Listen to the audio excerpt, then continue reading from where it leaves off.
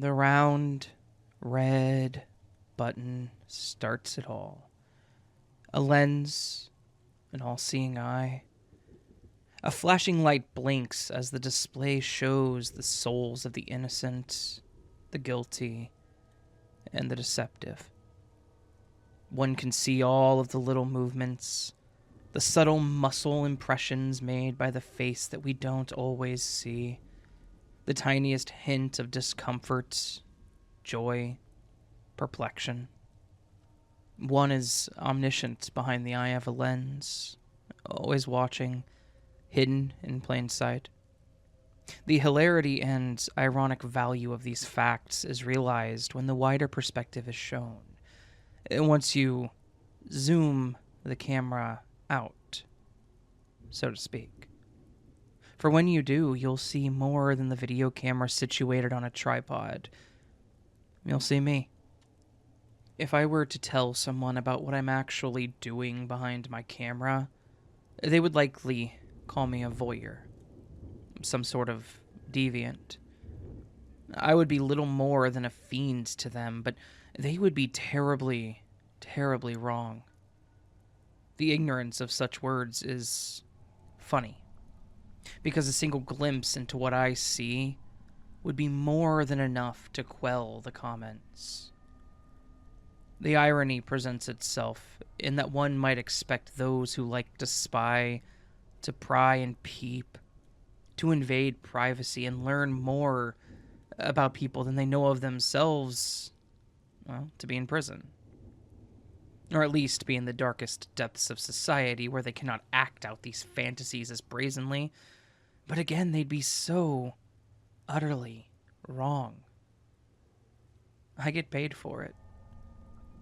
Even more bizarrely, people trust me in public settings. So I would implore one to truly assess the situation with me. Here I am, standing at the back of the dining room of a wedding reception. My little blinking light documenting everything that's going on. I've been allowed in this place, hired, even.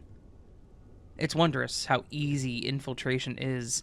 Mr. and Ms. Anderson, the newlyweds, are currently on the dance floor, drunk and disorderly. The ceremony was rather interesting. I videoed that too, drinking in each and every little expression they made as they said their vows. My zoom captures so much. It's utterly fascinating. Every blemish was in full focus as I slowly zoomed inward to the rest of Ms. Anderson's face. Outside of the camera, she's a woman in her prime, 25, earning 5 figures. Truly a role model and a striking person, but the camera doesn't lie. And I could see it all.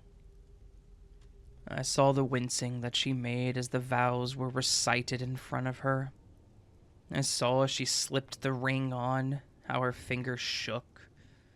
Underneath it all, she's a rusted and worn has-been. The soul of an old maid inhabits her youthful body.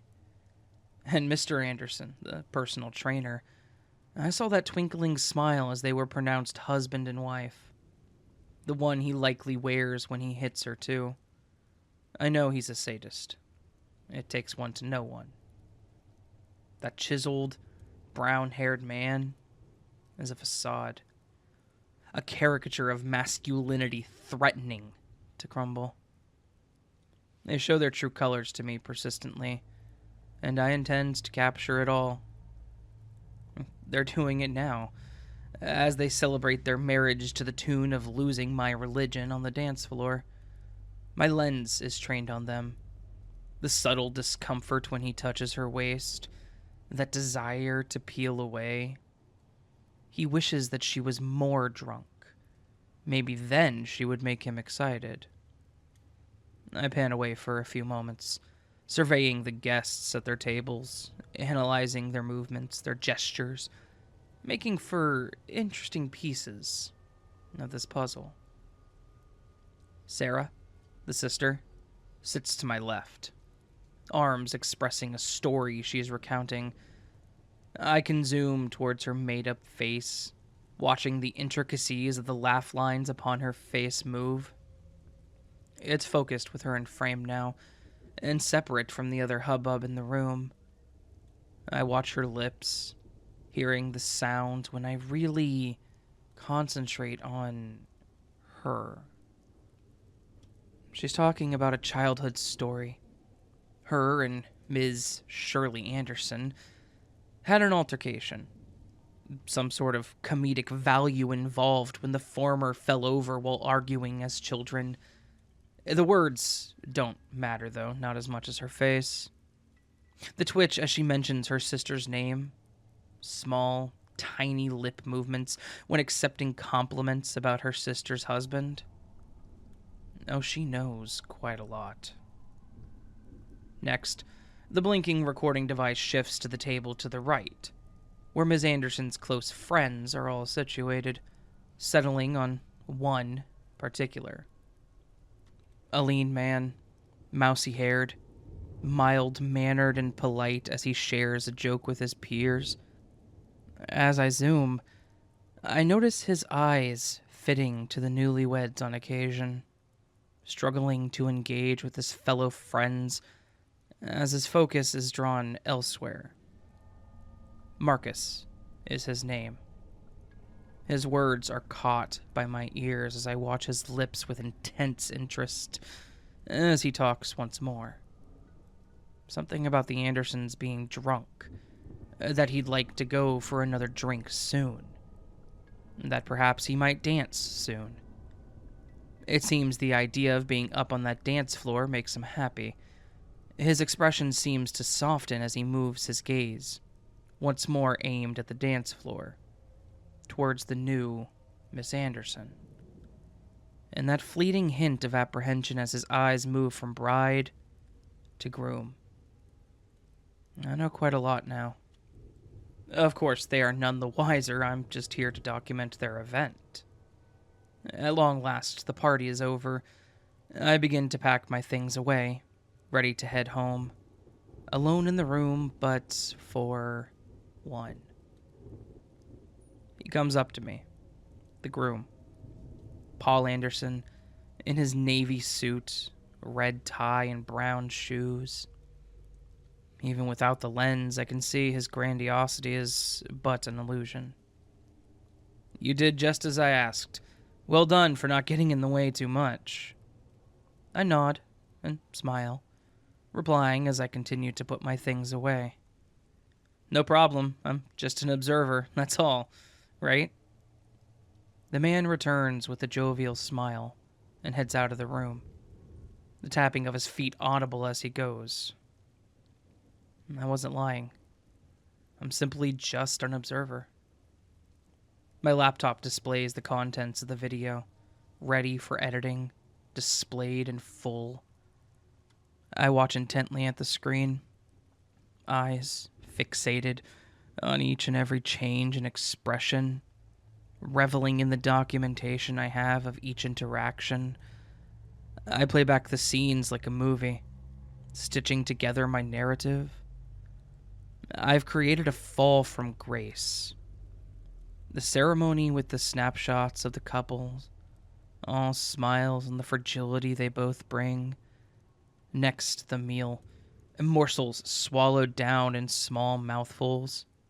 Ms. Anderson's apprehensiveness to eat in full view, her husband looking a little too intently at her as she swallows, just for a second.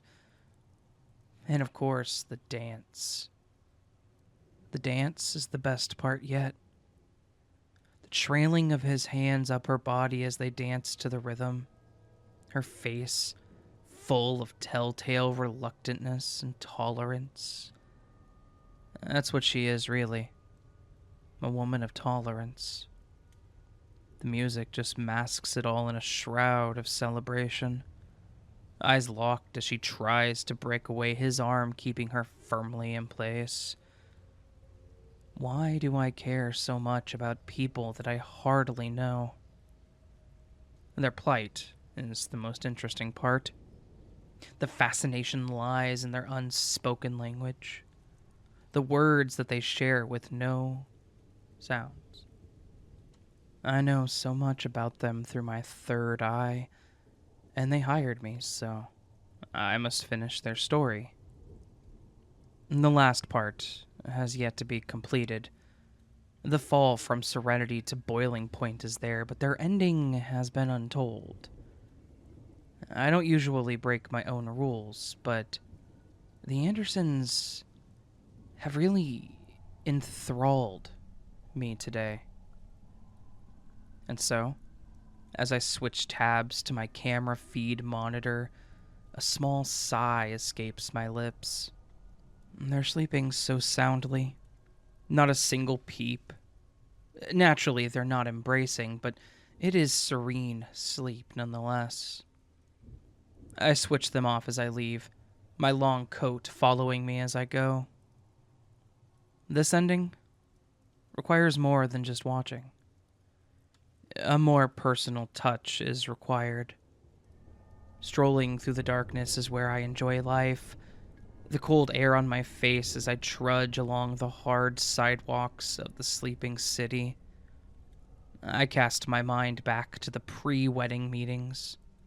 Miss Shirley Roberts, as she had been known before Paul became her husband, sat in front of me in their nice, tidy lounge, discussing the details of their celebration, what I would need to bring, pricing, and such.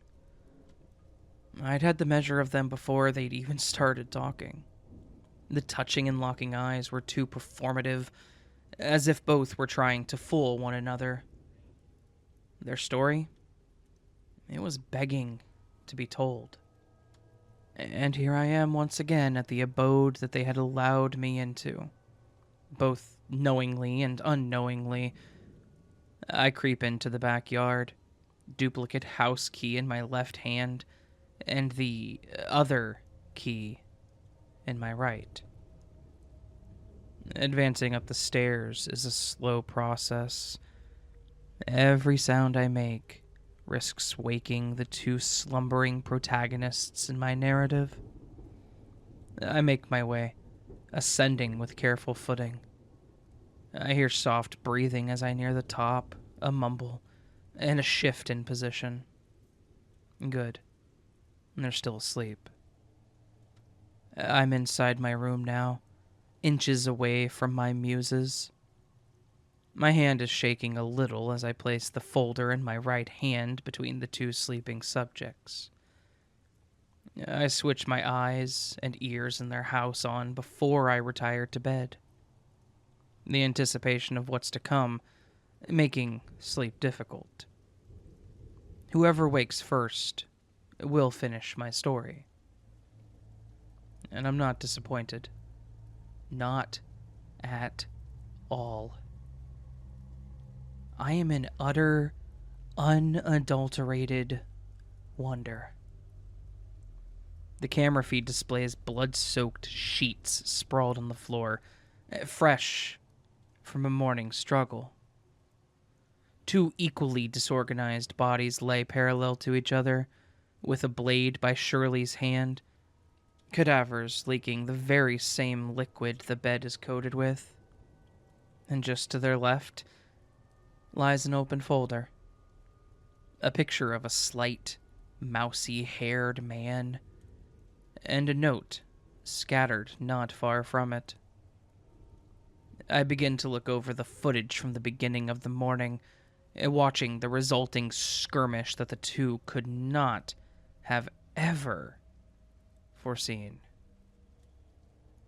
The awakening of Paul Anderson, his hands opening my gift, the realization, and of course, the mad rage-induced onslaught with the now discarded blade. I've outdone myself.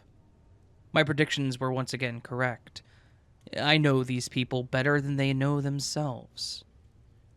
I know their thoughts. I finally allow myself to smile.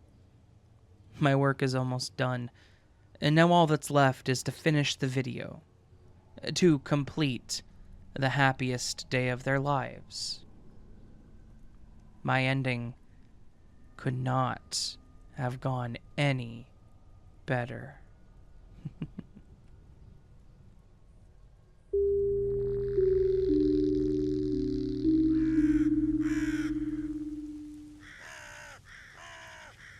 So this was Videophile by ZugZuwang on the Creepypasta wiki.